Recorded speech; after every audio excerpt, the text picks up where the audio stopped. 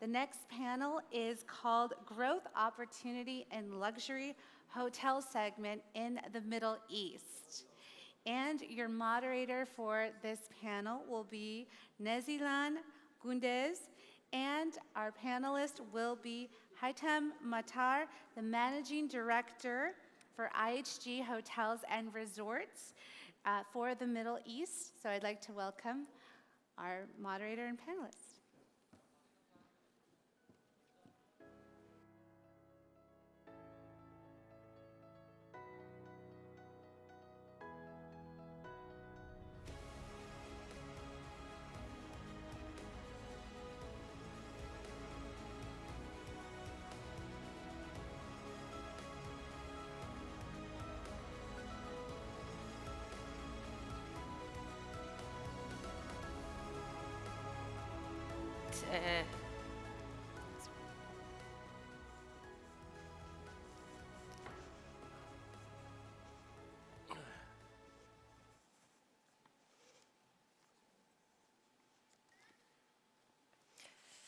Haitham, it's such a huge honor to have you with us today at Global Tourism Bodrum Summit. Concept and objective of our event today in Bodrum is to promote the Blue Davos. As most of our topics for today is covering the pandemic and the future travel and effects and reshaping, I want to welcome you first of all. Thank you. It's great to be back in Bodrum. My first trip was here many years ago when this hotel was actually a Hilton branded hotel, so it's great to be back. And I'm delighted to be part of this fantastic forum and have had the opportunity to listen to the speakers beforehand this morning. Great. I'm going to start. I have a few questions for you. I know you're covering Middle East and Africa. Mainly, I'm going to speak about that, and I've got my question around that. Given the ongoing impact of the pandemic, what is your vision for the growth of the industry in the Middle East and Africa region? Excellent. So the Middle East Africa region, as well as India, is where I'm in charge of the Southwest Asia region, has seen phenomenal growth pre-pandemic. And we've seen a continued growth throughout 2020. Globally, we opened over 280 hotels and signed 360 hotels. That's almost one hotel a day across the globe, but also in key destinations such as New York, Paris, Hong Kong, and Dubai. And the continued growth we're seeing now with Vision 2030 in Saudi Arabia, the Vision 2030 in Egypt, and across the UAE, as well as India. Demand for luxury brands, especially in first-tier cities across Saudi, and also still remaining demand for luxury in the UAE, predominantly in Dubai and Abu Dhabi. And we're seeing, obviously, the mid-scale range demand for secondary and tertiary cities. Great. My second question will be, has IHG Hotels witnessed any change in the luxury travelers' needs during the pandemic? And will this segment continue to evolve, especially in the Gulf regions? Great. Well, so the lockdown has actually given a great boost to the staycations. Whilst people have been in lockdown, they've taken time to rethink their destinations' priorities. They've also taken time to rethink their goals.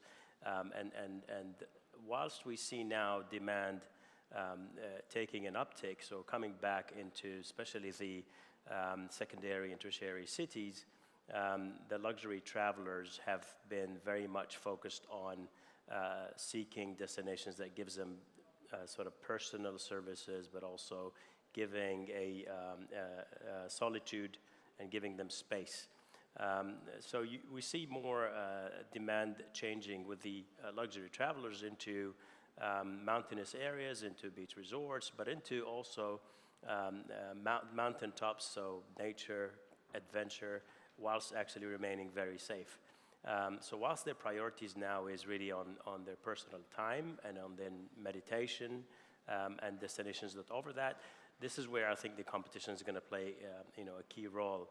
And I think Dr. Talib was saying earlier, there's no competition in tourism. What the competition is around service, and that's exactly where hotel operators like ourselves will continue to compete on creating great advantages on unparalleled services, but also experiences. So luxury travelers are really seeking those unique experiences that are not in huge groups, but also actually, with family and friends. And the pandemic has allowed people to reconnect with family and see the value of family, and probably want to do more family trips in the future. Great, it's great. My next question will be, do you believe that luxury hospitality growth opportunity remains robust, given that the current owner sentiment is focused on efficiencies? Well, yes, look, efficiencies are quite important for investors across the globe, and that hasn't changed really. It has always been an important part of their investment. But the net perceived value of a property when an owner invests in it, and the value of the asset as it grows with time has been really what's been very attractive.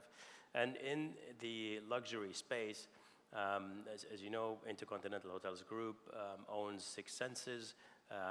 Six Senses hotels and spas and resorts, but also Regent and Kimpton, and the Intercontinental brand, which is a legendary brand in over 60 countries. We have 200 operating hotels, and that makes it really the largest luxury brand or hotel brand in the world.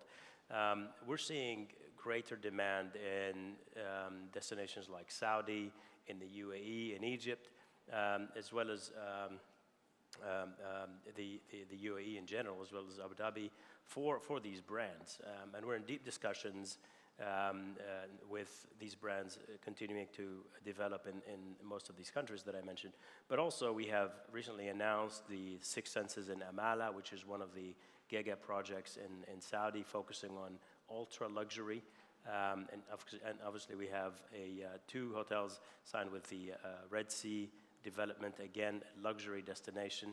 And that whole Red Sea development, or a whole Red Sea destination in Saudi, is focusing on luxury and ultra luxury. And we've had the opportunity to either sign deals already, or we are in deep discussions to develop more. So we see demand still there. The change that we will see, or what this pandemic has brought, actually is a big question on how will luxury travel change. And I think that's forecasting into the future. How will that change? Really focusing on the fact that meditation has become really important, solitude has become really important, families become really important, space has become really important. People are willing to pay more to have all of this. And that really then changes the whole idea of mass tourism, changes the whole idea of big box hotels. And we're seeing more and more demand for hotels of the size 80 rooms to 100 rooms in the luxury space, is what I'm saying. As more and more people realize that people do not want to conglomerate in big groups and want to have space of their own, and not necessarily huge spaces to build. So in terms of efficiencies, when owners are looking for efficiencies, to go back to your question, is how do we make every square foot of a property profitable? So and how do we make sure that we build space that is utilized for guests, but also gives maximum value in terms of their needs? Great, that's great to hear.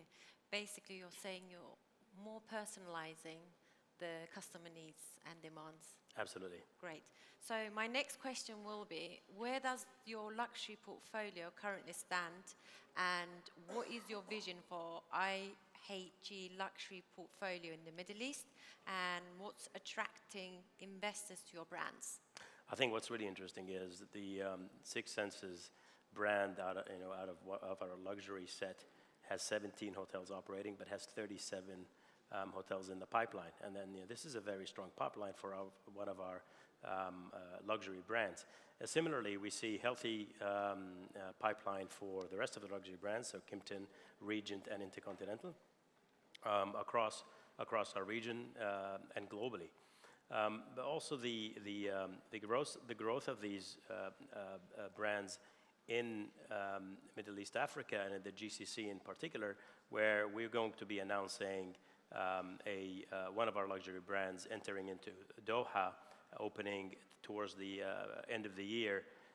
This will be the first time this brand makes an entry, and we also see this demand, where we are in the discussions, this demand growing in the region for such brands.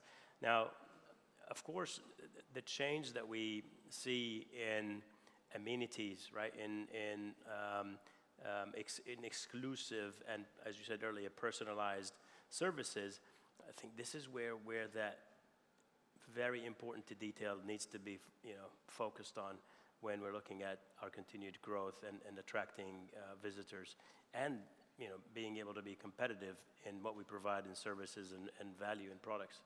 Great. So far you have shared great information. What is driving investors' interest today, and what are your owners and investors telling you? So the legacy of the brands, as I mentioned, Intercontinental brand is a very well-known brand in the region. It has a history of firsts. The first Intercontinental was in the Phoenicia in Lebanon, in Beirut, in the 1960s. The first five-star hotel, again, was the Intercontinental in Riyadh in 1975, and again followed by Taif in Saudi in 1976. So in the region also in 1975 was the first five-star in Dubai, Intercontinental, and that has given that trust and credibility of the brand throughout the years. And that legacy has attracted investors to continue to build on the brand. And we're now refocusing our efforts to repositioning the Intercontinental brand as the largest luxury hotel brand in the world. We're seeing now more investors attracted to build brands across our portfolio. So the mid-scale, the Holiday Inn, and Holiday Inn Express. As you know, the Holiday Inn is the most recognized brand around the world, and you've got rappers thinking about it, right? So the need for 3- and 4-star hotels remains to be of high priority, but great quality 3 and 4 stars, and also the mid-scale brands such as the Crowne Plaza is regaining popularity and has always been focusing on the business traveler. But we know also the Crowne Plaza resorts. We've got the great and beautiful Crowne Plaza resorts on the Dead Sea, and this really resonates with the continued growth in or recovery of leisure travel.